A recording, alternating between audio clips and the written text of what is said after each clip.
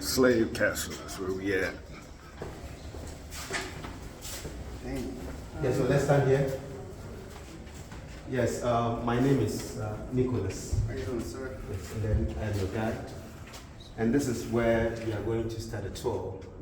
And all the rooms that you see here were dungeons for the female slaves. The female slaves were about 400, and the male slaves were about 600. So at one time, this castle held approximately 1,000 slaves. Ghana, they built 3 castles. This one is the first one. The name is St. George's Castle or Elmina Castle. Now, this castle was built by the Portuguese in 1482, but they came here 1471. They were here to trade and also to spread Christianity. So the Portuguese brought guns, gunpowder, tobacco, alcoholic beverages, mirror, in exchange of gold from the local people. Though they were here for gold, ivory, spices, local textures, and many more. But they were getting a lot of gold at that time. So they were interested in gold trade more than any other commodity. That is why they named this place Elmina. So Elmina means the mine. It is not the original name. But before the coming of the Portuguese, the original name used to be Anomansa. It's one of our languages. When you translate it into English, it's inexhaustible water. Later, they went to see a chief, and the chief gave them this land, and they built this castle 1482. Because when they came, they were sleeping in their bed ships on the sea, but they were in the tent here. And as time went on, the trade was booming, so they needed places to store their goods and also to lay them. Even history has it that they went to the chief several times for this piece of land to be given. But initially, the chief was reluctant to give out the land, citing future cultural differences. But upon persuasions and assurances, the land was later given. And they built the castle 1482. And when they built it, they were using all the rooms on the ground floor as storerooms or warehouses. But when the slave trade started, the same rooms were converted into dungeons where human beings were held. Slave trade started in 1500 or in the early part of 16th century, and that began what is known as transatlantic slave trade. So the Portuguese spent 155 years here. They used 100 years to trade in goods, 55 years for human trade. And the Europeans were also attacking themselves. Even Dutch attacked the Portuguese 2 times, they were defeated. Portuguese defeated them because all the 2 attacks from seaward. The first attack was in 1595. They were unsuccessful. They came back in 1625, so they were defeated. Now, in order for their presence to be felt, they built a fort along Cape Coast Accra Road, and then they launched another attack from inland. So the third attack, some came from inland and also from seaward. And the attention of the Portuguese was from this side, so they could not do anything than to surrender. So 1637, 29th August, Dutch defeated the Portuguese and took over the building.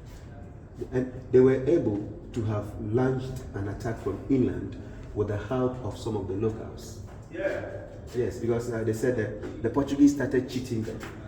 The scale that they used in measuring, they adjusted the scale. So the locals felt cheated. And also the Portuguese tried to monopolize the trade. So they intentionally signed an agreement known as Regimental Agreement. It was signed between the Portuguese and the locals. And that agreement stated that the locals should only trade with the Portuguese and no any other company. Yes, so now when you are caught trading outside the Portuguese, they have to cut off one of your ears. Yes, and even they said some of them were killed through that. So they were not happy with that law, thinking Dutch were their saviors. They all have the Dutch, and when Dutch took over, it was even worse. So when we start the tour, you can see that in this castle, we have 2 types of bricks. You see red bricks and yellow bricks. And wherever you see the red ones, they're all imported ones from Portugal. And then the yellowish ones, the Netherlands also added them. So that means when the Portuguese were here, this castle wasn't as big as we see. It was very small. But when Dutch took over, they expanded it and they developed it. into a status of a castle that we all see today. And Dutch also spent 235 years, Portuguese 155 years. And later, many people were against the trade. They said it was evil. So some people formed society known as Society for the Abolition of Slave Trade. It was formed in 1787. So they had so many branches and started campaigning.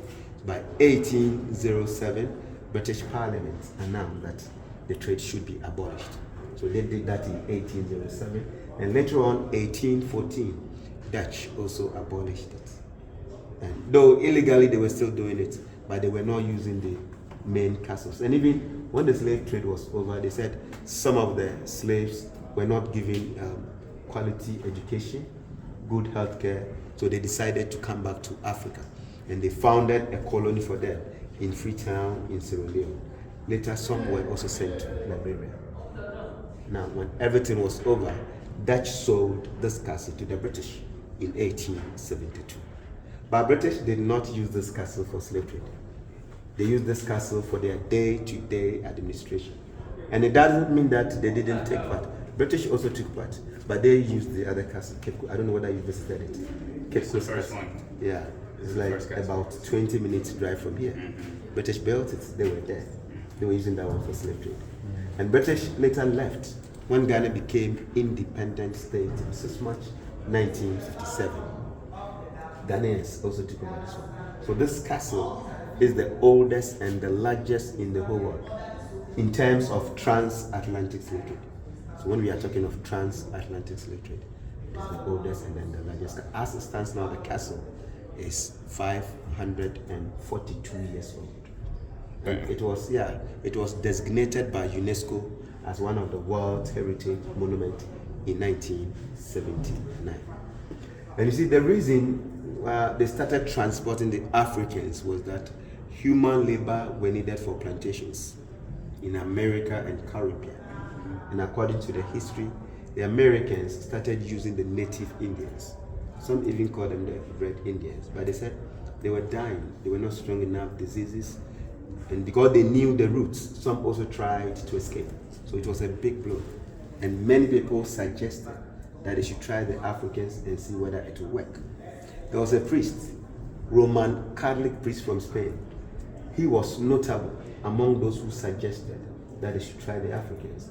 And indeed, they captured some Africans.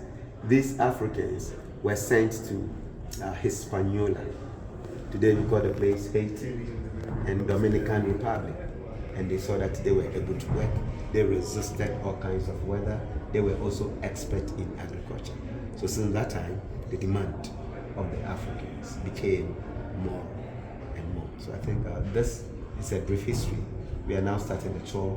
You can ask questions. You can also take pictures as the tour goes on. Any question? Thank you, sir. Thank you. Appreciate that, man. You're welcome.